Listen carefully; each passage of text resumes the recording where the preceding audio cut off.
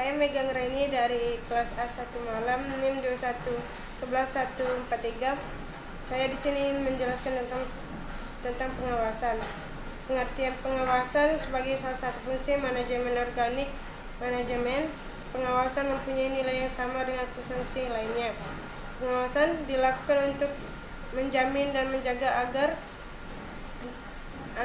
kegiatan pelaksanaan yang dilakukan sesuai dengan rencana yang ditetapkan, sehingga dengan demikian sasaran atau tujuan dari organisasi dapat tercapai semaksimal mungkin.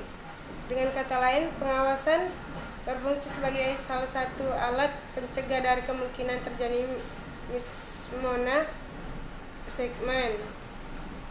Pengawasan adalah terjaminnya pelaksanaan sesuai dengan polisi, perintah, dan rencana serta tindakan-tindakan pencegahan atau pembetulan ataupun perubahan apabila ternyata ditentukan. Tahap-tahap pengawasan tersebut terjadi beberapa macam, yaitu tahap penetapan standar, tahap penentuan pengukuran pelaksanaan kegiatan, tahap pembandingan pelaksanaan dengan standar dan analisa penyimpangan, dan tahap pengambilan tindakan koreksi. Ada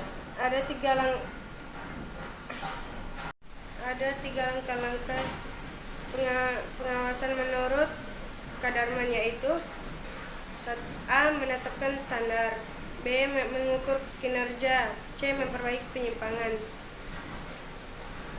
Mama Nukas menyebutkan 3 unsur pokok atau tahapan yang selalu terdapat dalam proses pengawasan, yaitu 1. Ukuran-ukuran yang menjanjikan bentuk-bentuk yang diminta. 2. Perbandingan antara hasil yang nyata dan ukuran tadi. 3. Kegiatan mengadakan koreksi. Ada beberapa alasan mengapa pengawasan itu penting, diantaranya 1. Perubahan lingkungan organisasi.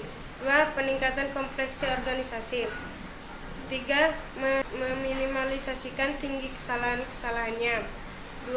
Kebutuhan manajer untuk mendelegasikan wewenang. 5. Komunikasi. 6. Menilai informasi dan mengambil tindakan koreksi. Prinsip pengawasan menurut Drs.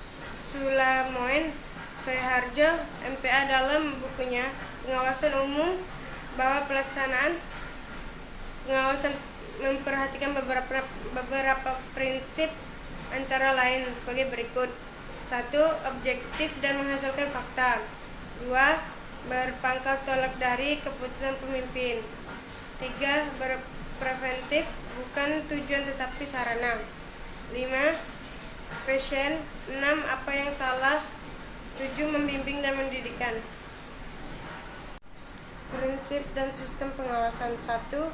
Pengawasan harus merefleksikan sifat dan kebutuhan dari aktivitas penyelenggaraan dalam mencapai tujuan. 2. Adanya umpan balik. 3. Melaporkan penyimpangan. 4. Pengawasan harus fleksibel.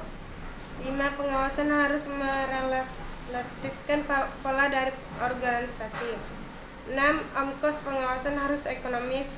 7. Sistem pengawasan harus dapat dimengerti. 8. Pengawasan harus menjamin tindakan-tindakan kebaikan. 9. Mengembangkan pengawasan dari diri sendiri, bertujuan mengembangkan rasa tanggung jawab para pelaksana kegiatan.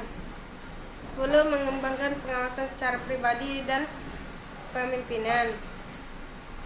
Perencanaan dan proses pengawasan. 1. Merumuskan hasil yang diinginkan. 2. Menetapkan petunjuk hasil. 3. Kondisi perubahan yang diasumsikan. 4. Menetapkan jaringan informasi dan umpan yang baik. 6. Menilai informasi dan mengambilkan tindakan koreksi.